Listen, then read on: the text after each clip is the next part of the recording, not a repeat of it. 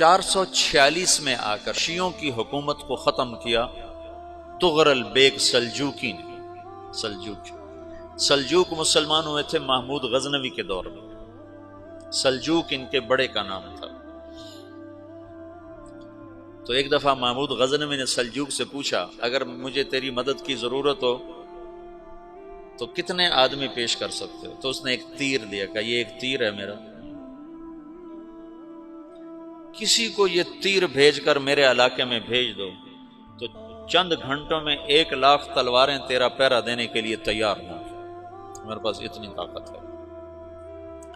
تو یہ سلجوک کی نسل میں تھا تغرل بیگ۔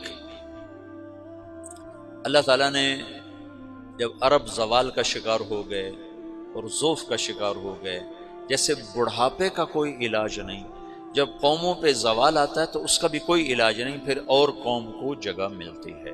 جیسے بڑھاپا ایک فرد پہ آتا ہے، ایسے بڑھاپا قوم پہ آتا ہے۔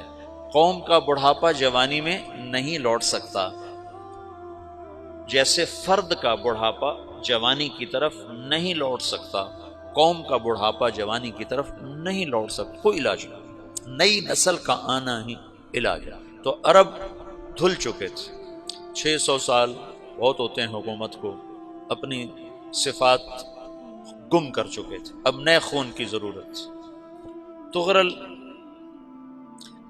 بیگ پہلا شخص تھا جس نے آ کر اہل سنت والجماعت کو استحکام بخشا، شیعوں کی حکومت کو ختم کیا، بغداد سے، شام سے، ان سارے علاقوں سے۔ صلاح الدین ایوبی نے اسماعیلی شیعہ کی حکومت کو ختم کیا، مصر۔ العاضد ان کا آخری خلیفہ تھا۔ صلاح الدین ایوبی نور الدین زنگی رحمۃ اللہ علیہ کا پروردہ تھا، اس کا دوست تھا، اس کے دوست بھی تھا، بچہ بھی تھا اس کے سامنے، زیادہ لکھنے پڑھنے کا شوق تھا۔ پھر اللہ تعالیٰ نے اس سے کام لیا اور اس کو مصر کا گورنر بنا کے بھیجا، مصر کی مدد کے لیے بھیجا۔ تو وہاں اس نے صلاح الدین ایوبی نے وہاں ختم کیا، تغرل بیگ نے یہاں ختم کیا۔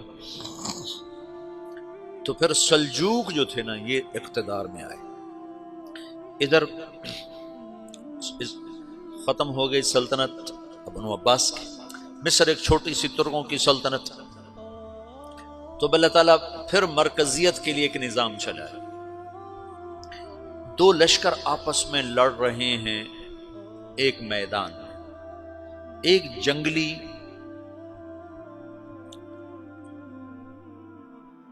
بدوؤں کا قافلہ، جنگل کے لوگ اپنے قبیلے کو لے کر، ایک جنگلی قبیلہ اپنے سردار کے ساتھ نقل مکانی کر رہا ہے ایک جگہ سے دوسری جگہ۔ اللہ کا نظام کہ یہ لوگ چلتے چلتے چلتے اس وادی میں پہنچ گئے جہاں جنگ ہو رہی ہے، دو لشکر آپس میں لڑ رہے ہیں۔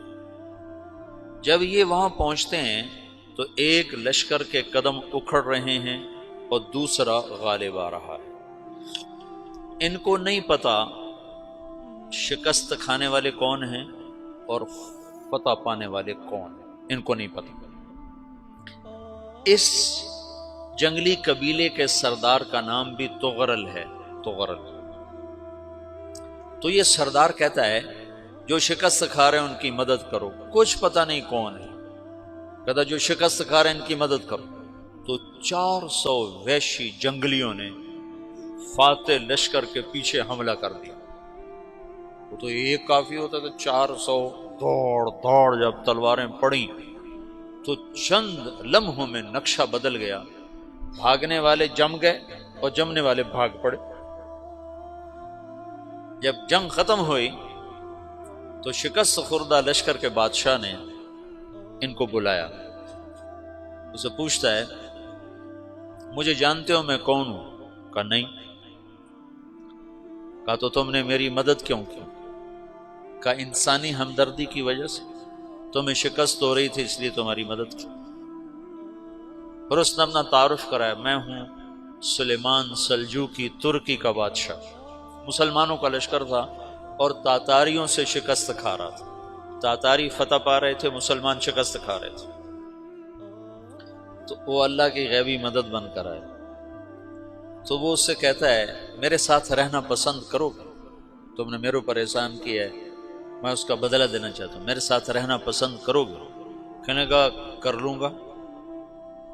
تو اس نے اس کو لے کر ترکی آیا، اور استنبول اس وقت روم کی حکومت میں تھا، اسے فتح کیا اس تغرل کے آگے چوتھے پانچویں پڑپوتے محمد فاتح نے۔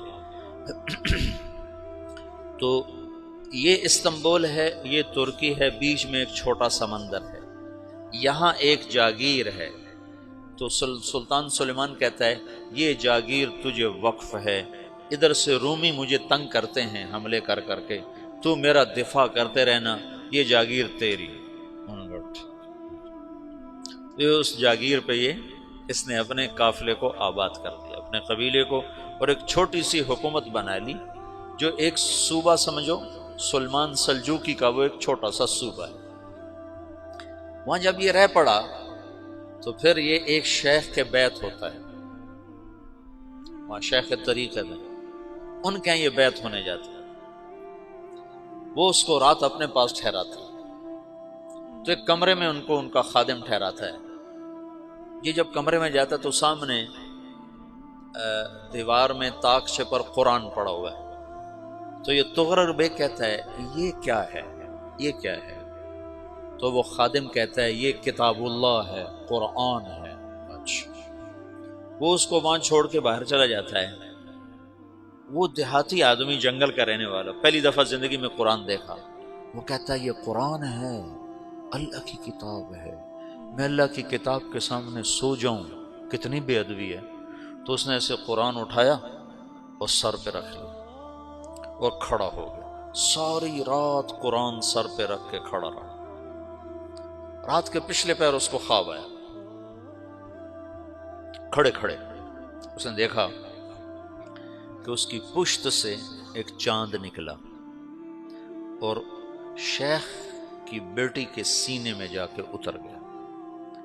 پھر اس لڑکی کے سینے سے ایک درخت نکلا جو پھیلتے پھیلتے پھیلتے 3 بر اعظم پہ چھا گیا، افریقہ پر، یورپ پر، ایشیا پر۔ پھر اس کی آنکھ کھل گئی، وہ کھڑا ہوا ہے، تو اس نے صبح یہ خواب اپنے شیخ کو سنایا، تو انہوں نے اپنی بیٹی اس کے نکاح میں دے دی۔ اس بیٹی سے ایک بچہ پیدا ہوا، تغرل بیگ نے اس کا نام رکھا عثمان، عثمانی ترک نام سنا ہوا، جو میں نے کل بتایا تھا کہ 1924 میں وہ خلافت ختم ہوئی۔ تو ایک بیٹا پیدا ہوا عثمان۔ عثمان نے پھر ایک نئی اسلامی حکومت کی بنیاد رکھی جو 1924 تک چلتی رہی، کوئی 800 سال یہ حکومت چلی۔ تو حکومت کا شیرازہ بکھرا، لیکن پھر جڑ جاتا تھا، اور وہ قرن اول والا جوڑ کبھی نہ پیدا ہوا، ٹکڑے بن گئے۔ ان ٹکڑوں میں اللہ لوگ پیدا کرتا رہا جو دعوت دیتے رہے، دعوت زندہ رہی۔ جو تربیت کا نظام تصوف کے ساتھ تھا اب وہ تبلیغ کے ساتھ۔